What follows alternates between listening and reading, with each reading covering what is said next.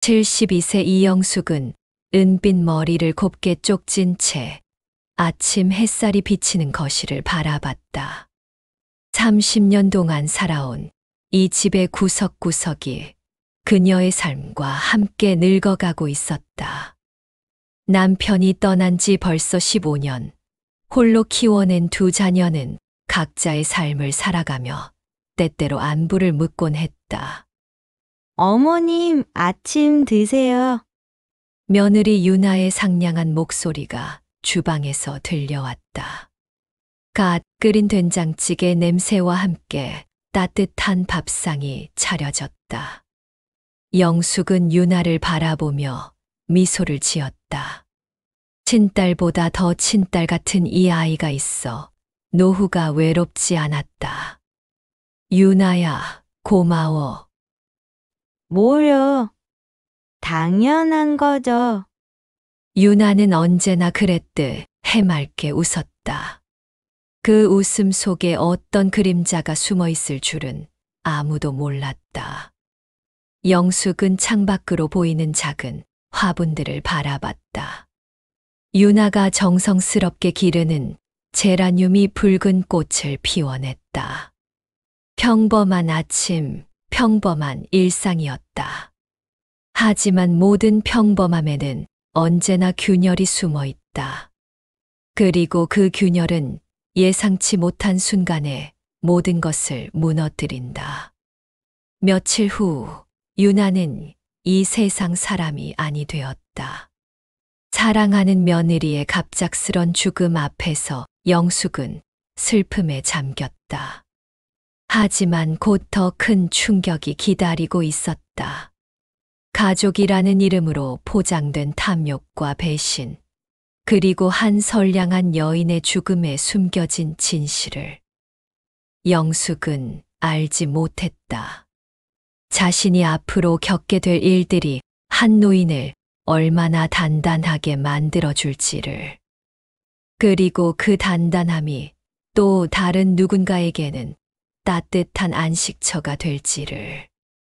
이것은 한 어머니가 가족의 배신을 마주하고 진실을 찾아가며 마침내 진정한 사랑의 의미를 깨닫게 되는 이야기다. 이영숙은 새벽 5시면 어김없이 눈을 떴다. 오랜 교직 생활이 남긴 습관이었다. 조용한 새벽 공기를 마시며 거실로 나와 창문을 열면 아파트 단지 곳곳에서 피어나는 일상의 소음들이 들려왔다. 누군가의 세탁기 돌아가는 소리, 이른 출근을 위해 시동을 거는 자동차 소리, 개 산책을 나온 이웃의 발자국 소리. 영숙의 하루는 언제나 같은 패턴이었다. 간단한 아침 체조를 하고 화분에 물을 주며 아침 뉴스를 보다가 며느리 유나가 일어나면 함께 식사를 했다. 유나는 유치원 교사였다. 아이들을 좋아하고 밝은 성격에 인내심도 많았다. 무엇보다 시어머니인 영숙을 친어머니처럼 섬겼다. 어머님, 오늘 무릎은 어떠세요? 유나는 매일 아침 영숙의 건강을 먼저 챙겼다. 나이 들어 관절이 아픈 시어머니를 위해 온찜질팩을 준비하고 혈액순환에 좋다는 차를 우려주었다. 저녁이면 영양가 있는 국물을 끓여 함께 나눠 먹었다. 아이고, 유나가 있어서 내가 얼마나 든든한지 몰라. 영숙은 진심으로 고마워했다. 남편을 일찍 잃고 홀로 두 아이를 키우면서 얼마나 외로웠던지. 아들 정호가 대학을 졸업하고 취직해 유나와 결혼했을 때 영숙은 정말 하늘이 내린 복이라고 생각했다. 정호는 광고회사에서 중간 관리직을 맡고 있었다. 성격이 조금 급하고 때로는 자존심이 강했지만 나쁜 아이는 아니었다. 다만 최근 들어 술자리가 늘고 집에 들어오는 시간이 늦어지는 것 같았다. 직장 스트레스 때문이려니 했다. 딸 혜리는 인테리어 관련 작은 사업을 하고 있었다. 아직 큰 수익을 올리지는 못하지만 성실하게 일하고 있었다. 가끔 영숙을 찾아와 엄마, 돈 좀 빌려줘라고 말할 때가 있었지만 자식이 어려울 때 도와주는 게 부모 도리라고 생각했다. 이웃들은 종종 영숙을 부러워했다. 영숙 씨는 복이 많아. 며느리가 저렇게 착한데 우리 집 며느리는 명절에나 얼굴 보이는데 영숙 씨네는 같이 살면서도 저렇게 정성스럽게 모셔. 영숙도 그런 말들을 들을 때마다 기분이 좋았다. 특히 같은 아파트에 사는 박 여사가 집을 미리 애들한테 넘겨주면 나중에 서러움 당한다고 충고할 때면 영숙은 자신 있게 대답했다. 우리 유나는 달라. 내가 그 아이를 얼마나 믿는데. 내 집이 곧 그 아이 집이나 다름없어. 실제로 영숙은 작년에 집 명의를 정호와 유나 앞으로 증여해버렸다. 세금 문제도 있고 미리 정리해 놓는 게 나중에 복잡하지 않을 거라고 생각했다. 어머님, 괜찮으시겠어요? 명의가 바뀌면 나중에 복잡할 수도 있는데. 라고 걱정했지만 영숙은 뭘 가족인데 무슨 복잡할 일이 있겠어 라며 웃어넘겼다. 그런데 그날 그 평범한 목요일 저녁에 전화벨이 울렸다. 어머님, 큰일 났어요. 정호의 다급한 목소리였다. 유나가 사고가 났어요. 영숙의 다리에 힘이 빠졌다. 병원으로 달려갔을 때 유나는 이미 의식을 잃은 상태였다. 아파트 계단에서 떨어져 머리를 심하게 다쳤다는 것이었다. 의사는 최선을 다해보겠다고 했지만 그 표정이 좋지 않았다. 이틀 후 유나는 깨어나지 못했다. 장례식장에서 영숙은 넋이 나간 채로 앉아 있었다. 정호는 눈물로 범벅이 된 얼굴로 유나의 영정을 붙잡고 울었다. 그런데 이상했다. 영숙의 마음 한구석에서 뭔가 어색한 느낌이 스쳐 지나갔다. 정호의 슬픔이 진짜 같으면서도 어딘가 부자연스러워 보였다. 장례가 끝나자마자 정호는 말했다. 엄마, 이제 유나 물건들 정리해야 해요. 너무 슬프니까 빨리 치우는 게 나을 것 같아요. 그때 영숙은 묘한 서늘함을 느꼈다. 아직 49제도 지나지 않았는데 벌써 아내의 물건을 정리하자고? 보통 사람이라면 며칠은 더 그대로 두고 싶어 할 텐데. 하지만 영숙은 아무 말도 하지 않았다. 슬픔에 잠긴 아들을 이해하려 노력했다. 사람마다 슬픔을 표현하는 방식이 다르니까. 그러나 그 미묘한 위화감은 계속 영숙의 마음 속에 남아 있었다. 영숙은 며느리 방 정리를 혼자서 하겠다고 고집했다. 정호가 제가 할게요 라고 여러 번 말했지만 영숙은 완강했다. 안 돼. 유나 물건은 내가 직접 정리할 거야. 그 아이와 함께 했던 추억들인데 어떻게 남이 함부로 만져. 유나의 방은 그녀의 성격처럼 깔끔하게 정리되어 있었다. 옷장에는 수수한 원피스들과 유치원에서 입던 앞치마들이 가지런히 걸려 있었다. 화장대 위에는 자주 사용하던 립밤과 핸드크림이 놓여 있었다. 모든 것이 유나다웠다. 영숙은 하나하나 정성스럽게 정리하기 시작했다. 입던 옷들은 깨끗하게 세탁해서 기부하기로 했다. 화장품들도 아직 쓸만한 것들은 이웃에게 나누어 주려고 했다.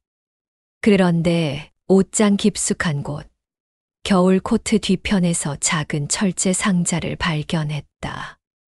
상자는 생각보다 무거웠다. 오래된 것 같았고 작은 자물쇠가 채워져 있었다. 영숙은 기억을 더듬어 봤지만 유나가 이런 상자를 가지고 있다는 얘기를 들어본 적이 없었다. 결혼할 때 가져온 물건도 아니었다. 이게 뭐지? 영숙이 상자를 들고 거실로 나왔을 때 마침 정호가 퇴근해서 들어왔다. 정호는 상자를 보자 순간 얼굴이 굳어졌다.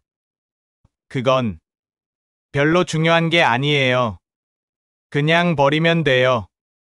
뭔데 버려? 유나가 소중하게 간직했던 것 같은데.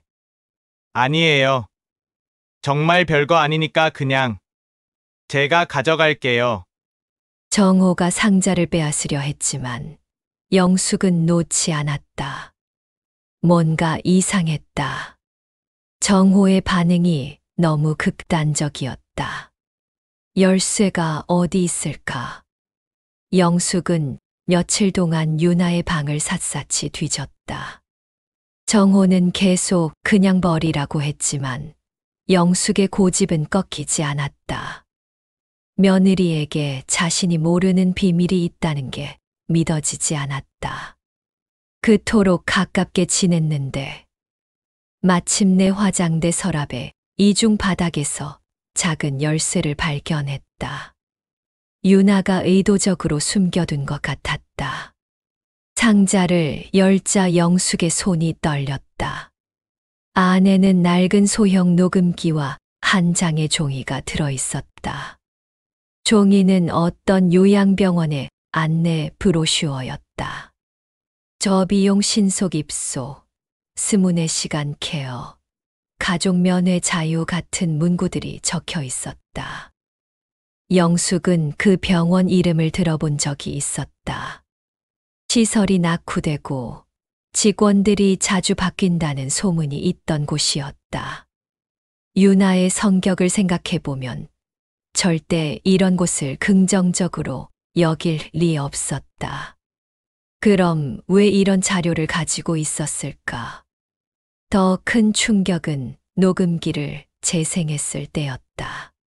처음에는 잡음만 들렸지만 곧 분명한 목소리들이 들려왔다. 정호와 유나의 목소리였다. 엄마 집을 담보로 잡으면 돼. 그러면 내 빚 문제도 해결되고. 정호 씨, 그건 안 돼요. 어머님 집은 어머님 것이에요. 지금 명의는 우리 걸로 되어 있잖아. 법적으로 문제 없어. 명의가 바뀐 건 어머님이 우리를 믿고 해주신 거예요. 그걸 이용하면 안 돼요. 그럼 어떻게 하라고? 회사에서 잘릴 것 같은데. 투자 실패한 것도 다 들통날 거야.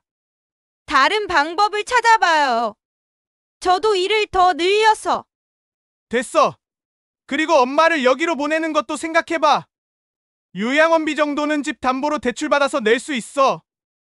요양원이라뇨? 어머님이 얼마나 건강하신데요. 그리고 여기는 조용해. 내가 알아서 할 거야. 당신이 계속 반대하면 뭘 어떻게 한다는 거예요? 당신이 영원히 조용해져야겠네. 마지막 말과 함께 녹음이 끊어졌다. 영숙의 손에서 녹음기가 떨어져 바닥에 굴렀다. 온몸이 얼어붙는 것 같았다. 자신이 그토록 믿었던 아들이 며느리와 이런 대화를 나눴다니. 그리고 유나는 끝까지 자신을 지키려 했던 것이다. 심지어 자신의 목숨을 걸고서라도 유나의 죽음이 단순한 사고가 아닐지도 모른다는 끔찍한 의심이 피어올랐다. 계단에서 떨어진 게 정말 실수였을까? 아니면 영숙은 녹음기를 다시 주워들고 여러 번 반복해서 들었다. 들을 때마다 정호의 목소리는 더 차갑게 느껴졌고 유나의 목소리는 더 간절하게 들렸다. 그날 밤 영숙은 잠을 이루지 못했다. 머릿속에서 온갖 생각들이 맴돌았다. 정말 설마 자신의 아들이 그런 일을 저질렀을까? 하지만 증거는 분명했다. 그리고 유나의 갑작스러운 죽음도 이제는 다르게 보였다. 다음 날 아침 영숙은 결심했다. 진실을 알아내겠다고. 영숙은 떨리는 손으로 전화기를 들었다. 경찰서 번호를 돌리면서도 망설여졌다. 만약 자신의 의심이 틀렸다면. 하지만 유나의 마지막 목소리가 계속 귓가에 맴돌았다. 저 며느리 죽음에 대해 신고하고 싶습니다. 담당 형사는 처음에 관심을 보이는 듯 했다. 하지만 영숙이 72세 노인이고 증거가 오래된 녹음기 하나뿐이라는 걸 알고는 태도가 바뀌었다. 어머님 슬픔에 빠지신 건 이해하지만 이미 사고사로 결론 난 사건입니다. 제 수사는 명확한 증거가 있어야 가능해요. 녹음기가 증거 아닌가요? 언제 녹음된 건지도 불분명하고 단순한 부부싸움으로 보이는데요. 게다가 영원히 조용해져야겠다는 말도 이혼을 뜻할 수도 있고. 영숙은 실망했지만 포기하지 않았다. 경찰이 도와주지 않는다면 스스로 증거를 모아보기로 했다. 먼저 은행을 찾아갔다. 집 명의가 증여된 후 어떤 일이 있었는지 확인하고 싶었다. 지점장은 처음에 개인정보라며 거부했지만 영숙이 원래 집주인이었다는 것과 며느리가 사망했다는 사실을 확인한 후 조심스럽게 입을 열었다. 실은 정호 씨가 몇 번 찾아오셨어요.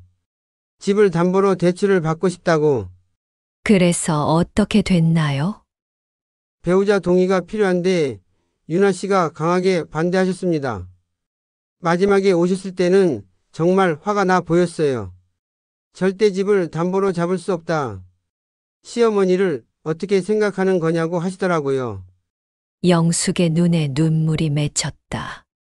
유나는 정말 끝까지 자신을 지키려 했던 것이다. 그 후에는 어떻게 됐나요? 유나 씨가 연락을 끊으셨어요. 정호 씨 전화도 받지 않으시고. 그러다가 며칠 후에 사고 소식을 들었죠. 다음으로 영숙은 이웃들을 찾아다녔다. 사건 당일 목격자가 있는지 확인하고 싶었다. 위층에 사는 김 여사가 첫 번째 목격자였다.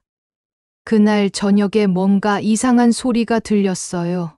쿵 하는 소리와 함께 누군가 비명을 지르는 것 같았고, 그래서 어떻게 하셨어요? 내려가 보니 유나가 계단에 쓰러져 있었어요. 정호가 벌써 와 있더라고요. 정호가 먼저 와 있었다고요? 네. 이상하죠? 사고가 난 지 몇 분도 안 됐는데 벌써 와 있었어요. 그때는 우연이라고 생각했는데. 김 여사는 계속해서 더 충격적인 증언을 했다. 그리고 며칠 후에 정호가 저희 집에 찾아왔어요. 아내가 어지럼증 때문에 넘어진 것 같다. 혹시 경찰이 물어보면 그렇게 말해달라고 하더라고요. 왜 그런 말씀하셨나요? 저도 이상했지만 부탁하는데 거절하기도 그렇고, 그런데 지금 생각해보니 왜 굳이 그런 말을 부탁했을까요? 영숙은 점점 더 확신이 들었다. 하지만 아직 결정적인 증거가 부족했다. 그때 생각난 게 부검이었다. 유나의 시신을 부검했다면 뭔가 단서가 있을 것이다. 부검을 담당했던 의사를 만나는 것은 쉽지 않았다. 하지만 영숙의 간절함의 마음이 움직인 의사는 조심스럽게 말했다. 이상한 점이 하나 있었어요. 혈액에서 수면 진정제 성분이 소량 검출됐거든요. 수면제요. 네, 양이 많지는 않았지만 분명히 있었어요. 당시에는 불면증 치료를 받고 있었나 싶어서 넘어갔는데 영숙은 기억해냈다. 정호가 최근 불면증을 앓는다며 병원에서 수면제를 처방받았다고 했던 것을. 그런데 정작 정호는 밤늦게까지 술을 마시고 들어와서 깊이 잠들곤 했다. 모든 퍼즐 조각이 맞춰지기 시작했다. 정호는 유나에게 수면제를 몰래 먹인 후 계단에서 밀어서 떨어뜨렸을 가능성이 높았다. 그리고 미리 근처에서 대기하고 있다가 재빨리 나타나 발견한 것이다. 하지만 아직 의문점이 남아 있었다. 정호 혼자서 이런 일을 계획하고 실행할 수 있었을까? 그리고 갑자기 생각난 것이 딸 혜린이었다. 최근 혜린의 생활이 눈에 띄게 나아진 것 같았는데 영숙은 혜린을 찾아가기로 결심했다. 혹시 이 일에 딸도 연루되어 있는 건 아닐까? 마음 한구석에서는 자식들이 정말 그런 끔찍한 일을 저질렀기를 바라지 않았다. 하지만 유나를 위해서라도 진실을 밝혀야 했다. 그 선량한 며느리가 억울하게 죽어서는 안 되었다. 영숙은 딸 혜린의 집 앞에서 한참을 서성였다. 마음을 정리하고 초인종을 눌렀다. 혜린이 문을 열자 영숙은 놀랐다. 몇 달 전만 해도 낡은 원룸에 살던 딸이 제법 넓은 투룸으로 이사를 했을 뿐만 아니라 집 안 분위기도 완전히 달라져 있었다. 엄마, 갑자기 웬일이세요? 그냥 혜린이 얼굴 보고 싶어서 거실에 들어서자 더욱 놀랐다. 최신형 대형 TV, 고급 소파, 브랜드 가전제품들이 즐비했다. 혜린의 손목에는 명품 시계가 걸려 있었고 모서리에는 값비싸 보이는 핸드백이 놓여 있었다. 혜린아, 이게 다 뭐니? 아, 사업이 좀 잘 돼서요. 인테리어 쪽이 요즘 경기가 좋거든요. 혜린의 대답은 어색했다. 영숙은 딸의 사업 상황을 잘 알고 있었다. 몇 달 전만 해도 월세 내기도 힘들다고 하소연하던 아이가 갑자기 이렇게 살림이 나아질 리 없었다. 혜린아, 엄마한테 솔직히 말해봐. 돈을 어디서 구했니? 혜린의 얼굴이 순간 굳어졌다. 잠시 말을 못하더니 이상한 말을 했다. 엄마, 괜히 경찰에 이상한 소리 하지 마세요.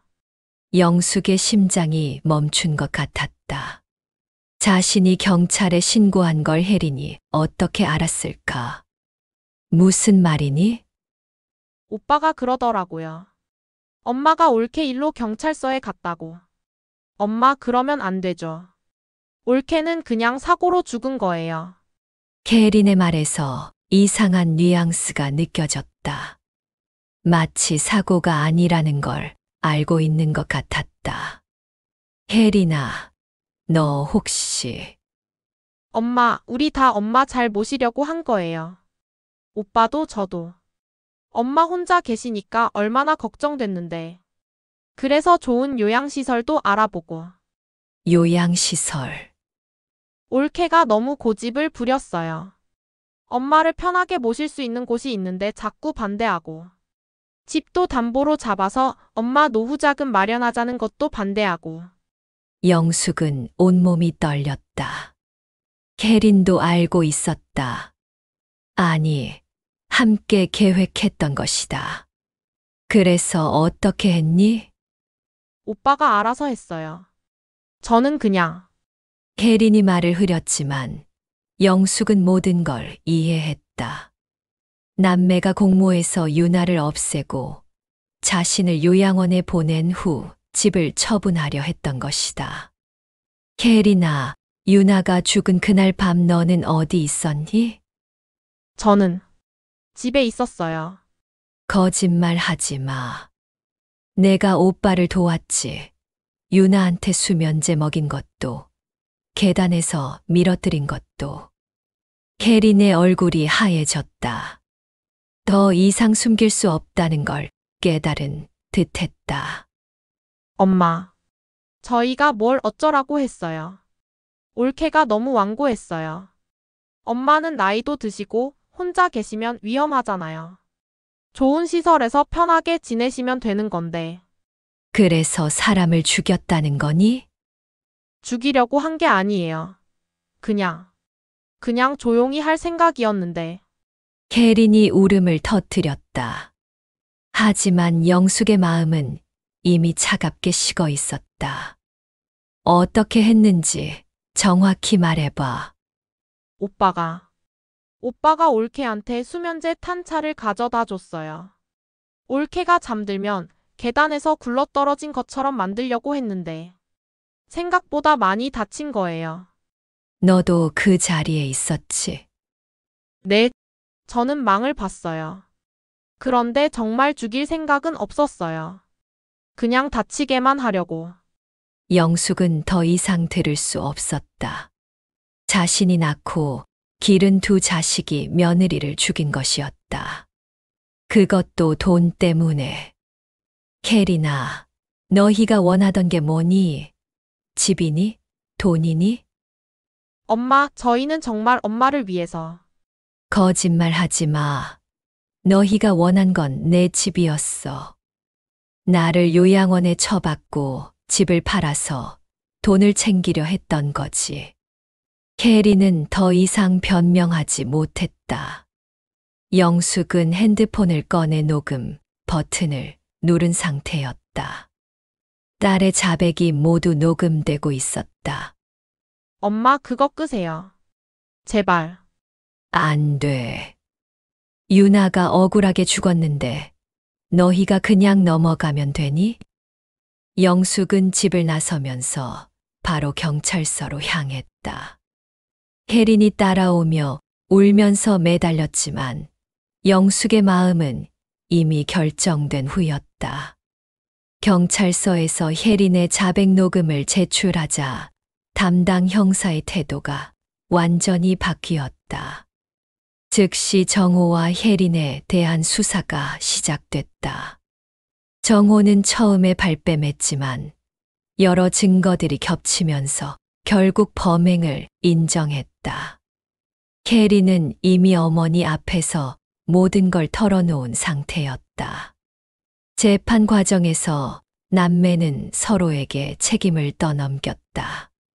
정호는 혜린이 먼저 제안했다고 했고, 혜린은 오빠가 강요했다고 주장했다. 하지만 증거는 명확했다. 유나의 녹음, 은행 직원과 이웃의 증언, 부검 결과, 혜린의 자백까지. 모든 것이 맞아떨어졌다. 판사는 아들 정호에게 무기징역을, 딸 혜린에게 징역 18년을 선고했다. 선고가 내려진 날, 영숙은 법정에서 두 자식을 마지막으로 바라봤다. 그들은 여전히 자신들의 처지를 원망하고 있는 것 같았다. 어머니를 위해서 한 일이라고 유나만 협조했다면 이런 일은 없었을 거라고. 영숙은 더 이상 그들을 자식이라고 생각하지 않기로 했다. 진짜 자식은 유나였다. 끝까지 자신을 지키려 했던 그 아이만이 진정한 가족이었다. 재판이 끝난 후 집으로 돌아온 영숙은 텅 빈 집 안을 바라봤다. 정호와 유나 명의로 되어 있던 집은 범죄 수익 환수 절차를 거쳐 다시 영숙 앞으로 돌아왔다. 하지만 이제 이 집은 더 이상 따뜻한 보금자리가 아니었다. 거실 소파에 앉아 있으면 유나의 웃음소리가 들리는 것 같았고, 주방에서는 그녀가 끓여주던 된장찌개 냄새가 날 것 같았다. 하지만 동시에 자식들의 탐욕과 배신의 그림자도 곳곳에 어려 있었다. 영숙은 결심했다. 이 집을 떠나겠다고. 유나야, 미안해. 엄마가 너를 제대로 지켜주지 못했구나. 영숙은 유나의 사진 앞에서 중얼거렸다. 웃고 있는 며느리의 얼굴을 보니 눈물이 났다. 그 선량한 아이가 돈에 눈먼 가족들 때문에 목숨을 잃었다니. 하지만 이제라도 너의 뜻을 이어가겠어. 내가 원했던 일을 엄마가 하겠다. 영숙은 집을 매물로 내놓았다. 30년 넘게 살았던 집이라 아쉬움도 있었지만 새로운 시작을 위해서는 필요한 일이었다. 집값은 생각보다 높게 나왔다. 서울 변두리지만 교통이 좋은 위치라 수요가 많았다. 집이 팔린 후 영숙은 그 돈으로 작은 재단을 설립했다. 이름은 유나의 집으로 정했다. 목적은 갈 곳 없는 독거노인들을 위한 쉼터 운영이었다. 처음에는 모든 게 낯설었다. 서류 작업부터 시작해서 건물 임대, 직원 채용까지. 72세 나이에 새로운 일을 시작한다는 게 쉽지 않았다. 하지만 유나를 생각하면 힘이 났다. 재단 건물은 조용한 주택가에 있는 2층짜리 한옥을 개조한 것이었다. 1층에는 공동 거실과 식당, 주방이 있고 2층에는 개인 방들이 마련되어 있었다. 마당에는 유나가 좋아했던 제라늄을 비롯해 여러 꽃들을 심었다. 어르신들이 오시면 여기서 편히 쉬실 수 있을 거예요. 영숙은 공사를 감독하면서 혼자 중얼거렸다. 유나가 함께 있다면 분명 좋아했을 것이다. 그 아이는 항상 어려운 사람들을 돕고 싶어 했으니까. 개관 준비를 하면서 영숙은 많은 사람들을 만났다. 사회복지사들, 자원봉사자들, 그리고 도움이 필요한 어르신들. 모두들 영숙의 뜻에 감동했다. 보통 자식들 잘 되라고 재산을 물려주는데 이렇게 사회에 환원하시다니 정말 대단하세요. 별게 아니에요. 그냥 제가 해야 할 일을 하는 거예요. 영숙은 겸손하게 대답했다. 하지만 마음속으로는 유나에게 말하고 있었다. 이게 내가 원했던 일이지. 드디어 개관일이 다가왔다. 첫 번째 입주자는 78세 할머니였다. 자식들이 모두 외국에 나가 있고 몸이 불편해서 혼자 살기 어려워진 분이었다. 여기가 정말 좋네요. 꽃들도 예쁘고. 할머니가 마당의 제라늄을 보며 웃었다. 영숙은 그 웃음을 보며 가슴이 따뜻해졌다. 유나도 분명 기뻐할 것이다. 개관식 날 많은 사람들이 참석했다. 지역 주민들, 복지 관계자들, 언론사 기자들까지. 영숙은 긴장했지만 차분히 인사말을 했다. 이 집은 제 며느리, 아니 제 딸 유나의 마음으로 세워졌습니다.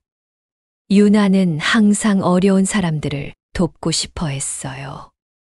비록 일찍 세상을 떠났지만 그 뜻만은 여기서 계속 이어가고 싶습니다. 여기 오시는 모든 분들이 잠시라도 편히 쉴 수 있기를 바랍니다. 박수 소리가 울려 퍼졌다. 하늘은 붉게 물들고 있었다. 영숙은 눈시울이 뜨거워졌지만 울지 않았다. 개관식이 끝난 후 영숙은 혼자 마당에 앉아 있었다. 제라늄 꽃향기가 바람에 실려왔다. 유나가 좋아했던 그 향기였다. 유나야, 잘했지. 영숙은 하늘을 바라보며 물었다. 구름 사이로 별 하나가 반짝이는 것 같았다. 이제 영숙은 더 이상 슬픔의 어머니가 아니었다. 자식들의 배신에 무너진 피해자도 아니었다. 유나의 뜻을 이어가는 사람, 다른 이들에게 따뜻한 안식처를 제공하는 사람으로 새롭게 태어났다. 유나의 집에는 매일 새로운 사람들이 찾아왔다. 갈 곳 없는 어르신들뿐만 아니라 자원봉사를 하려는 젊은 사람들도 있었다. 영숙은 그 모든 사람들을 유나의 마음으로 맞이했다. 저녁이 되면 모든 입주자들이 함께 식사를 했다.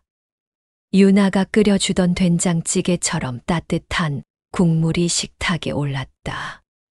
사람들의 웃음소리가 집 안을 가득 채웠다. 영숙은 그 소리를 들으며 생각했다. 진짜 가족은 피로 연결된 사람들이 아니라 서로를 진심으로 아끼는 사람들이라고. 유나가 그랬고, 지금 이 집에 있는 모든 사람들이 그렇다고. 밤이 깊어가면 영숙은 유나의 사진 앞에 앉아 하루를 정리했다. 오늘도 좋은 하루였어. 새로운 할아버지가 오셨는데 정말 좋은 분이야. 내가 봤다면 분명 좋아했을 거야. 그리고 조용히 덧붙였다. 유나야, 고마워. 내가 보여준 진짜 사랑이 뭔지 이제 알겠어. 엄마가 계속 그 사랑을 나누어 줄게. 창밖으로 보이는 하늘에 별들이 반짝이고 있었다. 그 중 하나는 분명 유나의 것이다. 영숙을 지켜보며 미소 짓고 있는 그 별을 바라보며 영숙은 마음속으로 다짐했다. 몇 달이 지나자 유나의 집은 지역에서 꼭 필요한 곳이 되었다. 입주하신 어르신들은 서로를 가족처럼 돌보며 지냈고 자원봉사자들도 꾸준히 찾아왔다. 특히 젊은 유치원 교사 한 명이 매주 토요일마다 와서 어르신들과 함께 시간을 보냈다. 선생님도 유치원 교사셨다면서요?